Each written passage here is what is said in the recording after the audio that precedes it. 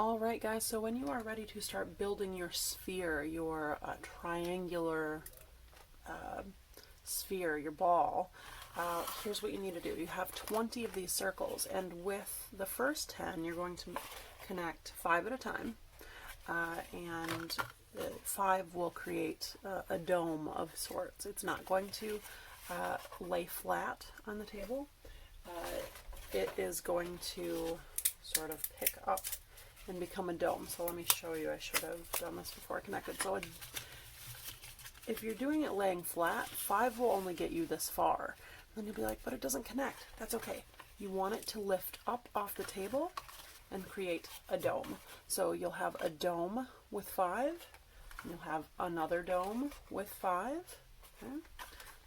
And then you'll take the remaining 10. You'll make a long strip with them. And in order to do that, I'm going to flip it over and show it to you on the back. They actually kind of go together in almost a zigzag or triangular sort of pattern. Okay, so 10 in that way, creating one long row of 10. Then you'll take one end, twist it over to touch the opposite end. You'll glue it together like that. So you'll have a ring, and then you probably see where this is going. You'll glue that ring to that dome, and then that dome will become the bottom, and you have an opening here. It's a little tricky without actual glue.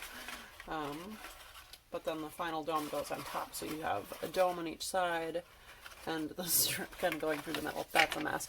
I will show it to you with glue. Okay, so once you have glued your first dome to your long, skinny strip, you will have something that looks like most of a ball. Okay? Be open on the inside, and the shape is the form is something that will shift a little bit, because then you'll take your other dome, your opposite dome, you'll flip it over and align it up in the proper place, and we'll glue it together like this. Okay, so I'll come back in just a moment. Okay, and here is my finished ball all glued together. Now the only other thing I want to show you is that it's got a piece of string, so we can hang it. Now that piece of string, you can see here, I actually just glued it in between 2 pieces. And when I did that, I made a choice based on this.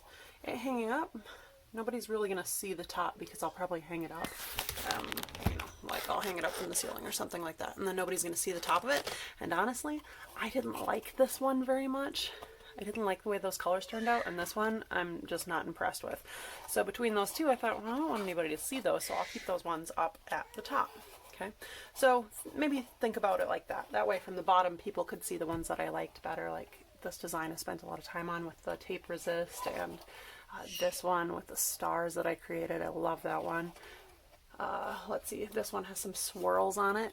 I did a paint over, so they kind of blended out, but yeah, so that way people see the ones that I really like. And then there it goes. It hangs. It will move with, you know, general wind movement or air movement, I'm sorry. And that's it. So this is a piece of string that I gave you in your art kit. If you don't have that one, then you can use any string or a shoelace or something like that if you want. And then to hang it up, you could tie a little loop right on the end of this, and that's what I'm going to do. I'm going to just fold it over and then tie a simple knot in it, you know, just like you're tying your shoes.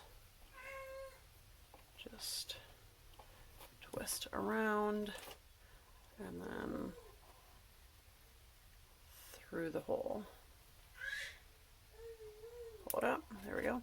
Now I have this tiny little loop, and I can use that tiny little loop to stick a push pin in it and attach it to the ceiling, or you know, loop it over the side of my lamp, the little switch that hangs there. This little loop can hang from a lot of places. Okay, so what you do with it is up to you.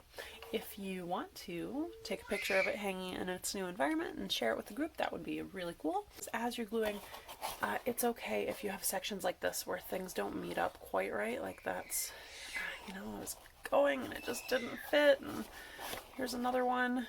It's kind of a bummer, but it's not the end of the world. And honestly, in the end, nobody's really going to notice it. You'll know about it, and it might bother you, but it's nothing to worry about. As long as it hangs up and it looks like a ball, you're good to go. If you really don't want that, then the thing is, it happens when folding isn't done precisely. So if you are frustrated by it and you want to try it again, then redo some of your folding.